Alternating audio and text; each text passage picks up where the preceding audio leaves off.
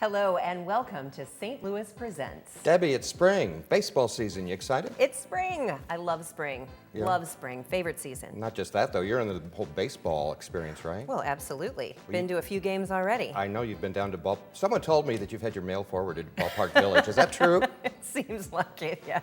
Well, I know you're too busy with all that baseball stuff that you haven't had time to work in your garden. Do you remember last year I brought you some cut flowers? I do. This time of year? Well, this year I decided to bring you something to actually put in your garden. Well, that's sweet. So there you go. Because I'm your little petunia. That's a petunia, a red petunia, and I have very detailed instructions here. Now follow those. Okay, I will. Take those home. Oh, the wave petunias. Yeah, Those the wave are the best. petunias. Thank So, you, Steve. You're welcome. Hey, we've got a couple of topics today that relate to the workplace. Mm-hmm. And you're always at work, it seems like, so you can relate to this. We're going to talk to some people from a consulting company that they use psychology to, as far as employee performance and hiring. Right, helping companies find the best workers. Yeah, and that's not an easy thing. That is not an easy thing. But once you have those workers in place, then you want to make sure they're well trained. And not every company has the money to have their own in-house training. And then later in the show, we're going to talk to another St. Louis company that uses video to help those employees, succeed once they're there. We also, we're on the job theme today, we're going to talk to folks from the Innovative Concept Academy, which, was started several years ago by Judge Jimmy Edwards. They have a new program that's helping kids find jobs afterwards, and they're actually looking for people to come in, young people to come in so that they can help them find jobs. Maybe they can help you with yard work or? Maybe help me plant that petunia. Well, anyway, so we've got lots of great stuff coming up, so stick with us right here on St. Louis Presents. Don't forget to water it.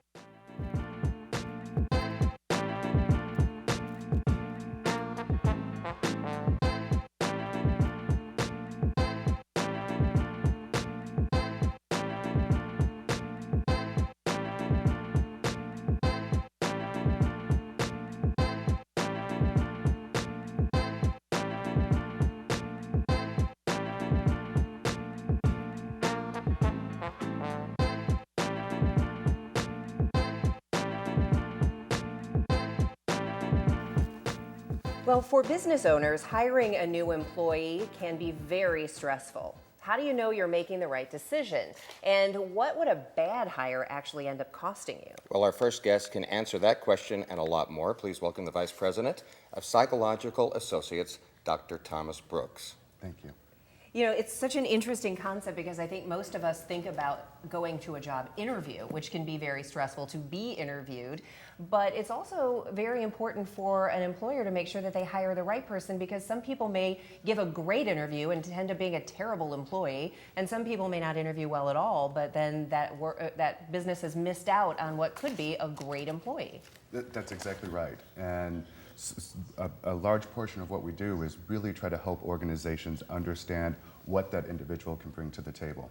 No matter if they had a great interview or a less than effective interview, but really wanting to understand what they can do, what they can bring forward, how do they get things done, and is it going to be a good fit for the job, for the company, for the culture? When you talk about the cost of hiring a bad hire, can you kind of put that in perspective for me? Like, how long does it take to get rid of someone? Say you hire somebody for a $50,000 a year job. What's that going to do to the company if you need to get rid of them? Some studies would say it would be, depending on the position and the level of pay, 7 to 10% of their annual income is what the cost would be. However, you have a lot of other costs. You have morale.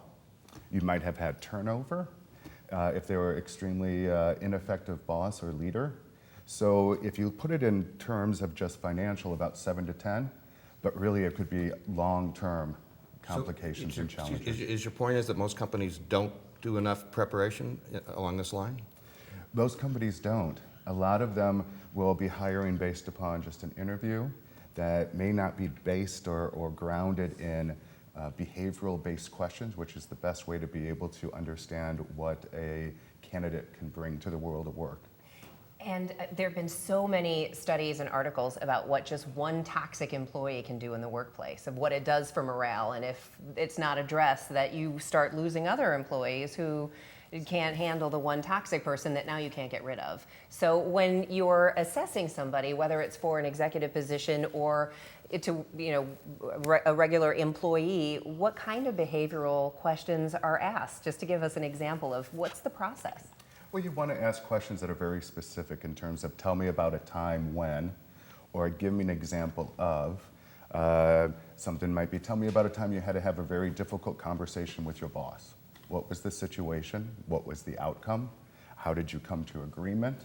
So it's asking questions that are very behavioral based specific, and then the follow-up questions to get more information about what did the individual actually do and how did they behave in that situation. That can't be an easy thing to do, though, right? I mean, I'm kind of smart. I'd like to think that if you were interviewing me, I could come up with the right answers, whether they were true or not. If you're really skilled, you can start to realize whether or not someone is trying to shift their answer based upon what they think that I want to hear or one of my colleagues wants to hear. So as you get more experience, you can start to understand whether or not they've actually experienced it or if they're trying to make it up on the fly. Also asking some of those follow-up questions. Usually if someone's making up the first one, they can't answer the other ones. They start to stumble. I thought it was interesting too, looking at your company's website, which is very interesting, that you also do succession planning, because I think a lot of people would assume I have a family-owned company, so that'll make it easier. I'll just pass it along to my son, but that doesn't always work out. And if you are retiring or you want to know who's going to run this place after I'm gone, that's a difficult decision. It's a very difficult decision, and when it's a family-owned business, it requires a lot of advanced planning, a lot of discussion, a lot of talk about roles, responsibilities, what is that going to look like. Sometimes it requires us to do, not a legal term, but sometimes do a little bit of mediation and really work with the family to understand what is this going to look like and where's the lines of authority. And in other organizations for succession planning, a Fortune 500, it's an ongoing process. You've got to really understand who are their people, who's mobile, who's available, who has the talent or the bandwidth to be able to take on that next role or to be able to pack up and move to the offices in China. I get in trouble sometimes, both personally and professionally, for telling people you wouldn't think so, right? It's shocking. For telling people what I really think. And you talk a lot about the importance of being candid in the work environment. Yes. How come I get in trouble for it? Do you do it in a respectful way? Oh, there you go. But also something that you do is help employees give better feedback, because I think a lot of workers feel like my boss really doesn't want to honestly hear what I have to say, and sometimes bosses do give that impression that they don't want to hear the complaints. Sometimes they don't. Yeah, sometimes they don't, but they should want to hear it. Yes. Well, I think candid feedback goes both ways. A lot of we get in our mindset that candid feedback occurs once a year at the performance review period, where candid feedback, or just feedback in general, should be ongoing, up, down, and across. And cultures that really create an environment where there is candor, where that feedback is ongoing, where we as an organization are critical, self-critical. We recognize our own mistakes, we recognize our own errors, or those where a lot of people tend to thrive. Especially people who are extremely ambitious thrive in that type of environment. I wonder if management here would like him to interview us later at some point. After the show, we'll discuss. Well, Dr. Thomas Brooks, thank you so much for joining us today. We really appreciate it. Thank you, my pleasure. It's really fascinating. We're going to talk with the Innovative Concept Academy when we come back, so stay with us here on St. Louis Presents. Thank goodness they didn't have this, anyplace I...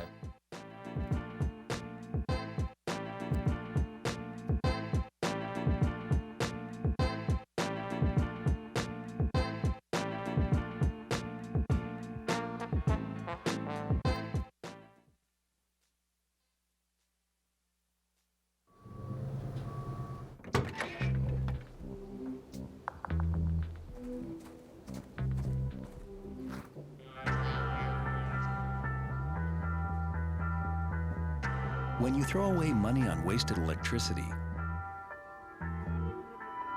you're throwing away everything you could have bought with it. Saving energy saves you money. Learn more at EnergySavers.gov. G-Morning, sunshine.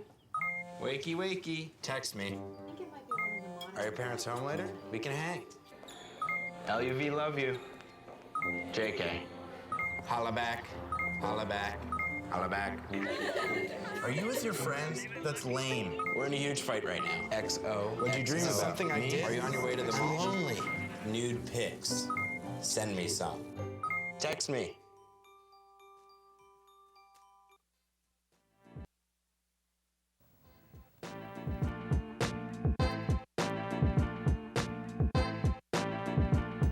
Welcome back.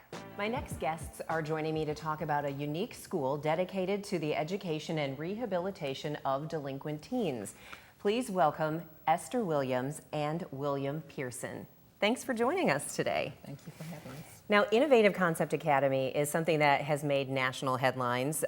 Judge Jimmy Edwards, when he first started talking about this, I don't know, 2006 or 7, it seems, I think a lot of people kind of wondered why this was necessary, but it's been quite a success story, and it is still continuing to graduate students. Esther, tell us a little bit about what's the latest at Innovative Concept Academy.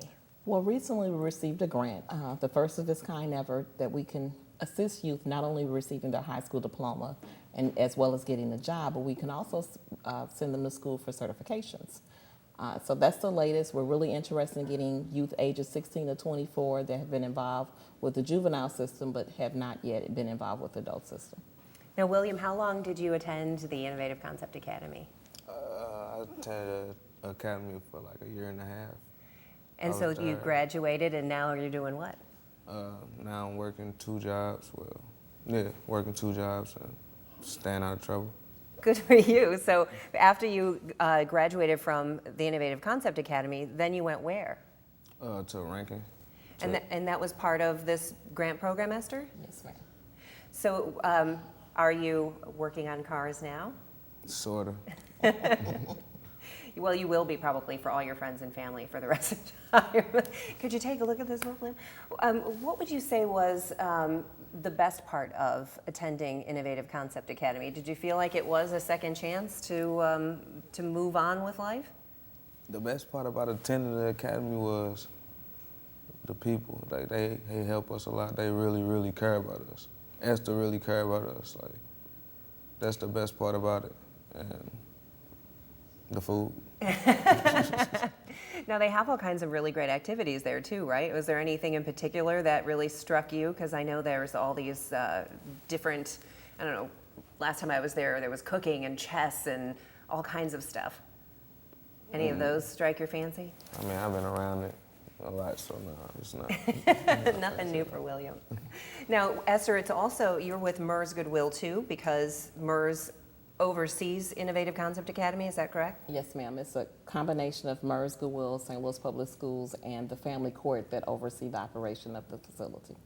So what are some of the new activities? Do you kind of bring in new things? Because I know Judge Edwards, his big thing was you've got to expose the kids at this school to all kinds of things they would not normally be exposed to in a positive vein. Yes, yes. So we still have the boxing ring, we have wrestling, we have the culinary cooking program.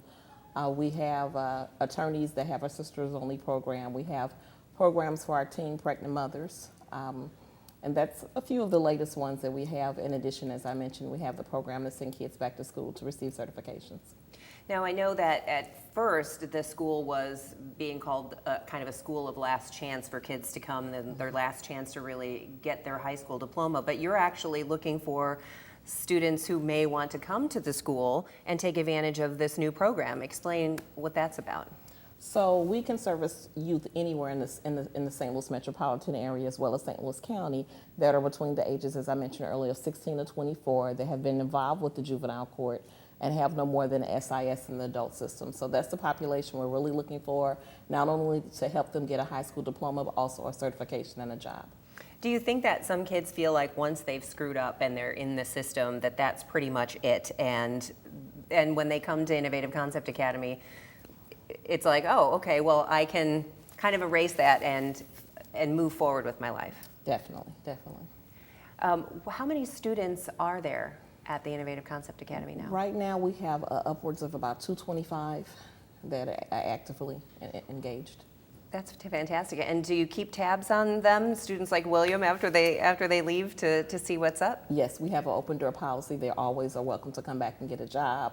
If they've graduated, come back and we can send them for certifications. Now, jobs sometimes are hard to come by for just about everyone, so I'm sure that it will pique people's interest to know that students can come to you and get some help with training or certification or maybe even job placement, what's the best way for people to find out more information about that? Basically, they can just call the number 314-436-3540 is our number. They can call, and we'll be more than happy to have a conversation with them and try to schedule them for orientation. Are you still getting calls from around the country of other people curious about how the school operates and the success and, you know, what's worked and what hasn't? Is this still a concept that's spreading? Definitely. We have people calling on a regular basis trying to duplicate the school.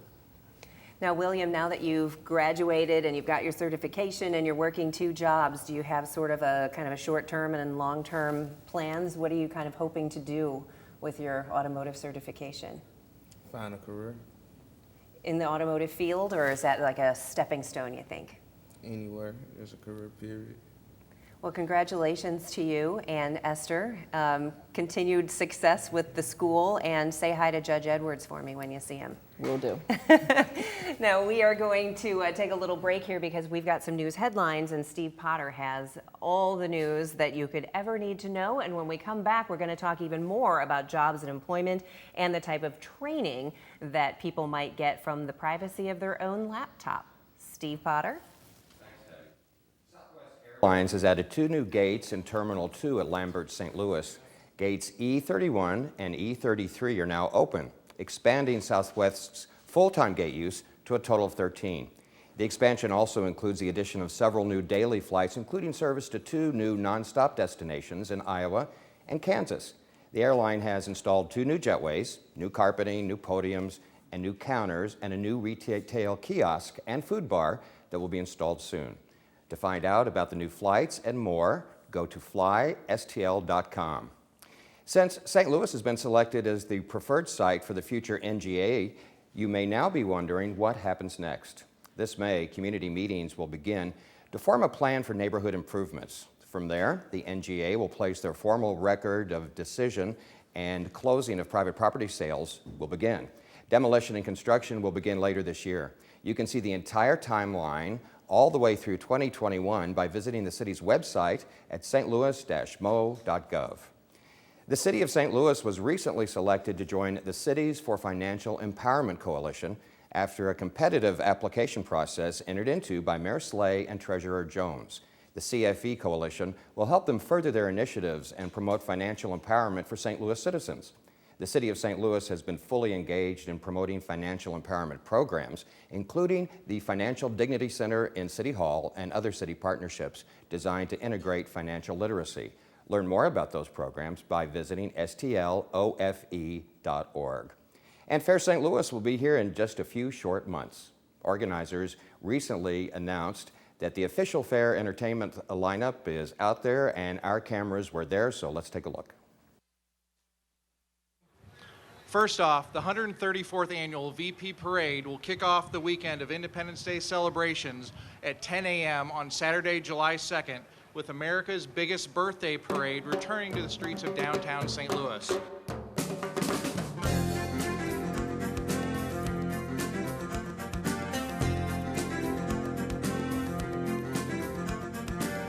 Following the parade, the 36th Annual Fair St. Louis will open at 12 p.m. on Saturday, July 2nd in Forest Park. With the parade downtown and the fair in Forest Park, we'll have events spanning the city that day.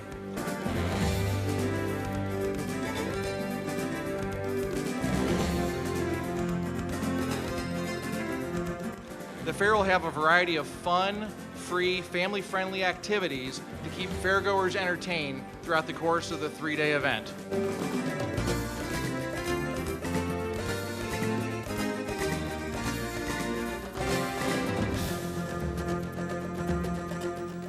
All right, well, that looks like a great lineup. I would actually love to see Flo Rida. It's on my calendar. I want to do the zip line thing. Me too, Yeah. Absolutely. All right, well, that's coming up before you know it. That'll be here, sadly enough, as this year continues to fly by. Well, recently, a St. Louis-based e-learning company was the recipient of 3 national awards. And here to tell us more about those awards and their online training solutions is the CEO of ej4, Ryan Udy. Hey, Ryan. Thank you for having me. You know, interestingly, we talked earlier in the program about how some companies don't do a good enough job of hiring the right people, but I think some companies also don't do a good enough job of training the ones that they have, which is always a sad situation when you have somebody in a job and it's not really their fault necessarily, they just haven't been trained well. So is that where you kind of fill in the gaps? That is where we help out. So we have about 800 courses that we can offer to different organizations. 800? 800. So all produced right here in St. Louis and also in Kansas City. So we have all of the content owned, created by ej4, from leadership, supervision. We can do custom content for onboarding. So once you have those behavioral interview questions, you can actually keep the employee engaged and on board. You mentioned custom content. I'm just wondering, dealing with all these different kinds of companies, if each situation, has to be tailored for the particular company, if they're all unique? A lot of the general business content, you can actually just use off-the-shelf content. So, productivity is the same no matter really what industry you're in. And then for those specialized skills that you really need as an organization, that is when you create the custom content. So, maybe a new product that you need to sell through retail, various examples. Now, who would be your typical user, or is there a typical user? Because traditionally, large corporations and big Fortune 500 companies would have their own training departments, and then you've got smaller companies who think, well, we can't possibly afford to do that, and they just wouldn't. But does it run the gamut from tiny to huge? Yes, we work well with training departments, so they will use us as part of their solution for their total employee development, and then also be more of the whole package for the small and medium business. Can you give us an example of maybe one that you did recently, just kind of illustrate that? So one of our larger customers is Dr. Pepper Snapple Group. So they use our off-the-shelf training for the general skills, and then the customized training to actually get the Dr. Pepper onto the Schnucks, Deerbergs, wherever, and eventually into your homes. So is it anything from like how to be a better leader to very super specific jobs? How to do a particular job, or how to win friends and influence people kind of Yeah, thing? so everything is very short. So everything averages about 5 to 10 minutes. You can watch it on your phone, your iPad. It's completely mobile, so before you go into a situation, you can look at a quick refresher, and very task-based. So learn one new thing a week and then move on. You said a quick refresher. What is the time involved? How much do I have to spend looking at this video? Usually only about 5 to 10 minutes. Today's Really? generations are getting shorter and shorter, so I mean, you don't have that much of an attention span, and especially at work, you get interrupted all the time. Right. So you don't have 30 minutes to an hour to sit there and watch a training program like you might have had in the past. You need to learn that one new tactic that you can apply and then go out into the field.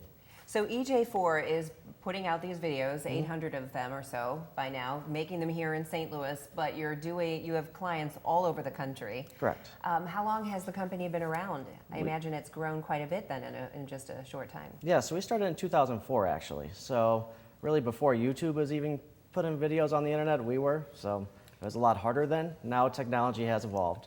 So we're seeing wider and wider adoption, and we've grown every year. Maybe I missed this, maybe you talked about this earlier, but is this designed specifically for management or different levels in a corporation? Any employee in the organization. So we have safety content for your warehouse workers to cover the OSHA. We have compliance training for your anti-harassment. We have productivity training, and also Microsoft Office training. So really anybody in the organization can benefit. So if I go on your website, can I watch any video, or do I contact you and say I want to subscribe to a service, or I'm interested in this particular category? How does it work? All right, so there are some examples on the website, and there's also a free trial. You can log in and see all of our content. Well, Ryan, how can this help me? Do you have a video that can help? goes back Do you to have a Steve. video that can help I don't me? know. I mean, your shirt looks great, so we're starting off well there. So, but really, it can help anyone. I did notice on your website that it says under Ryan Udy, hates to lose. Yes. What does that refer to? Very competitive. So, and really everyone in the organization. So it starts from the top down. All employees are very engaged. So we want what's best for our clients, and no one likes to lose. Is that why you wore a shirt like mine today? Are you competing with me? I almost had the same jacket, but I decided not to. Do you have an instructional video on how to deal with losing? I don't. Yeah, we really haven't faced that one yet. I wouldn't watch that one anyway. Hey, but listen, your company won some pretty good awards for what you do. Yes, recently we won 5 awards overall, but 3 best of. So by eLearning Magazine, we won Best Soft Skills Content. So that kind of covers all the training we offer. Then we won Best Video Capture Device. We have our own platform that we've developed here locally. So that won as well, and Best Sales Training. So there's a national magazine about this whole thing. Correct. E-learning. Yes. Huh. It's about a $21 billion industry. Wow. That is amazing. Yes. So you mentioned in 2004 when the company first started out, there really wasn't even a YouTube, and now we've seen the explosion of just video and mobile devices and all of that stuff. So what do you think is next then for the company? What's the next frontier, or what's the hottest thing right now? So next, really people are just now going to mobile learning. It's been a hot trend for a long time, but really organizations haven't embraced it. So that's coming now. Then gamification is a buzzword. So it's more social learning, and then how you can engage your learners to have leaderboards and different stuff on your platform to show how I'm competing against Steve to see And how you're winning. how I'm winning. How you're winning. Pretty much. Just think also in 2004, companies were still trying to kind of micromanage what their employees were doing on the internet, on the computers, but Correct. there's no really, you can't control what people are doing on their mobile devices. Yes, it's hard now. So it's just go with it. So it's all really just about getting the best, making the employee the best they can be. Yes, and engaging that employee and then keeping them around. And then our tagline, is people grow business, we grow people. So we're really trying to grow every employee that touches our training in one way or another. Well, Ryan, you continued success Thank to you. the company. Hope you stay and expand in St. Louis, Yes. and keep us posted All right. if you get any more awards. Thank you very much. Appreciate it. Well, we certainly hope that you enjoyed this episode of St. Louis And Presents. speaking of growing, Debbie, don't forget your plant. Take it home, make it I grow. won't. I'll bring it back next episode. It'll be huge. Okay, we'll be waiting. Thanks, All right. everybody. Bye.